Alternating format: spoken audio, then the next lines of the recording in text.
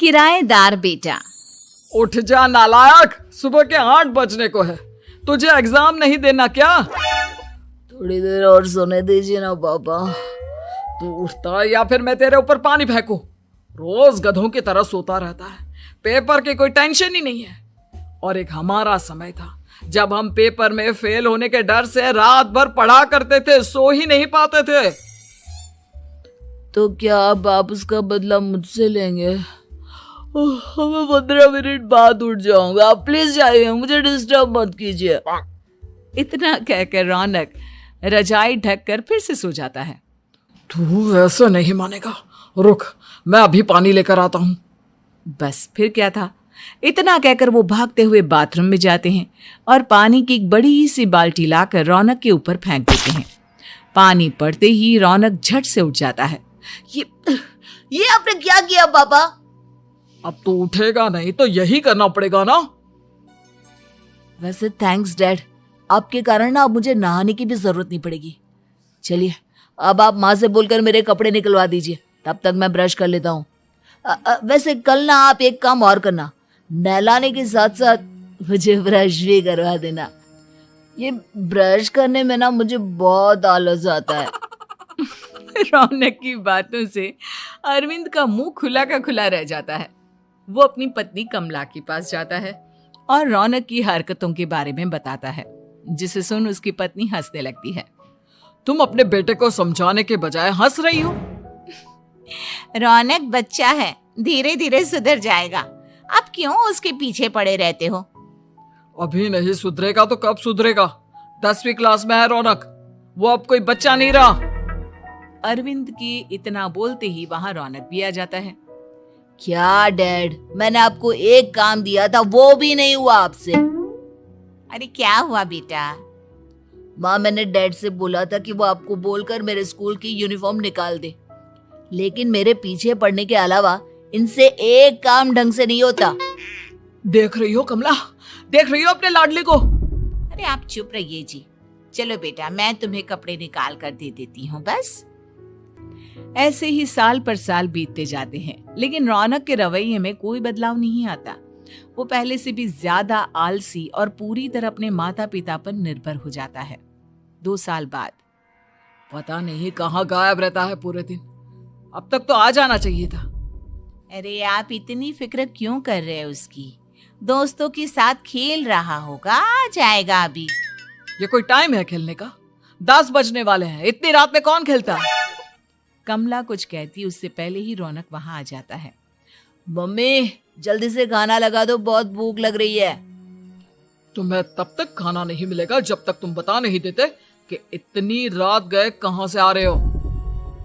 O please dad, अब आप AC पे प्रद्युमन बनकर मेरे सर पर बंदूक लेकर मत बैठ जाना। अपनी फालतू की बकवास बंद कर और बता कहां से आ रहा है। माँ अब समझाइए ना डैड को। बता देना बेटा, इनको भी तसल्ली हो जाएगी। आप बोल रही हैं तो बता देता हूँ, मैं दोस्तों के साथ मूवी देखने गया था, इसलिए देर हो गई। तो इन सब चीजों में मेरे पैसे उड़ाता है? कभी 1 रुपया कमाने के बारे में सोचा है तूने? जब देखो हवा की तरह पैसे उड़ाता रहता है।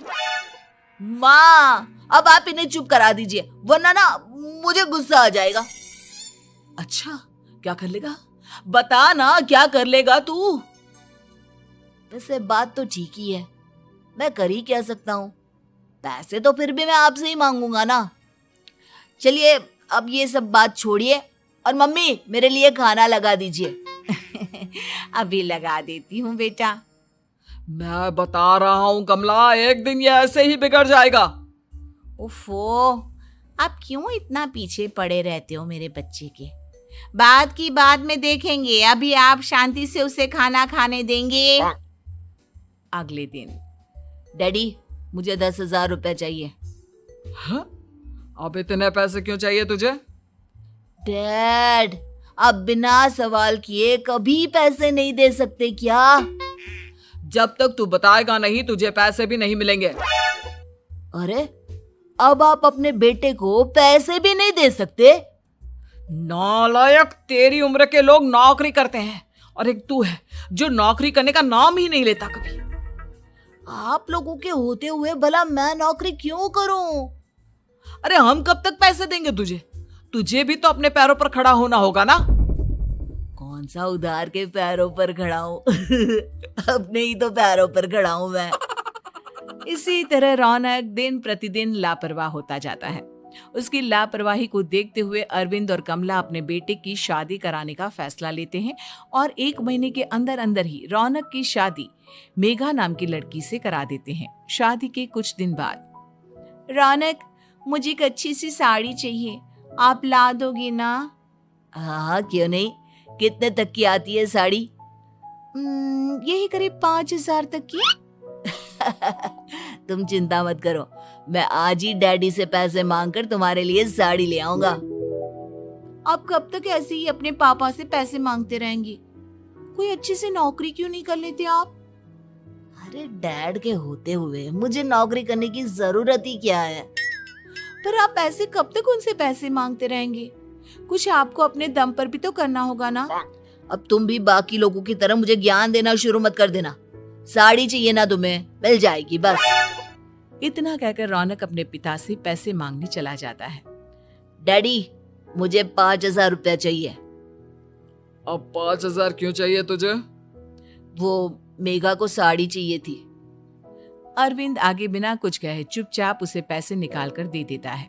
कुछ दिन बाद, तुम्हें नहीं लगता कमला, रौनक हम पर पहले से भी ज्यादा डिपेंड हो गया है? मुझे तो अब उसके भविष्य की चिंता होने लगी है। कल को हमें कुछ हो गया तो वो क्या करेगा? काश तुमने पहले ये सोच लिया होता तो आज हमारा बेटा इतना लापरवाह नहीं होता। तब मुझे कहाँ पता था कि मेरा लाड़ प्यार उसे इतना बिगाड़ देगा कि वो इस हद तक लापरवाह बन जाएगा। कोई बात नहीं, अभी भी देर नहीं हुई। मुझे पता है उसे कैसे सुधारा जा सकता है। कैसे? अरविंद कुछ कहता उससे पहले रौनक वहां आ जाता है और पैसों के लिए हाथ फैलाने लगता है। डैड, मैं और मेघा बाहर घूमने जाना चाहते हैं। अरे वाह, ये आज सूरज कहाँ से निकला है? Dad please. अच्छा चलो अब मुद्दे की बात करो। मुझे अब 25,000 चाहिए। अब तुम्हें 1 रुपया भी नहीं मिलने वाला। अगर तुम्हें पैसों की इतनी ही जरूरत है तो कोई ढंग की नौकरी कर लो। मम्मी, आप कुछ कहिए ना डैड को। बेटा, वो गलत क्या बोल रहे हैं? ये सब हम तेरे भले के लिए ही तो कर रहे हैं। मम्मा, मैंने बताया ना आपको, मुझे नहीं करनी कोई जॉब वॉब। तो ठीक है, निकल जाओ हमारे घर से। तुम्हारे जैसे लोगों के लिए मैंने ये घर खड़ा नहीं किया है। जितना ये घर आपका है ना, उतना ही मेरा भी है। मैं कहीं नहीं जाने वाला। जाना तो पड़ेगा ही तुझे, क्योंकि अब मैं तेरा कोई भी खर्चा नहीं उठाने वाला। ठीक है, मत उठाइए मेरा खर्चा, मैं अपने दम पर भी जी सकता हूँ। तो बेशर्मों की तरह अब तक यहाँ क्यों खड़ा है? अपना सामान ले और निकल जाए यहाँ से। रौनक पैर पटकते हुए वहां से चला जाता है। घर से निकालना जरूरी है क्या उसे? बिना पैसों के कौन रखेगा उसे किराए पर? अगर उसका भविष्य सुधारना है तो हमें अपने दिल पर पत्थर रखकर ये कदम उठाना ही होगा।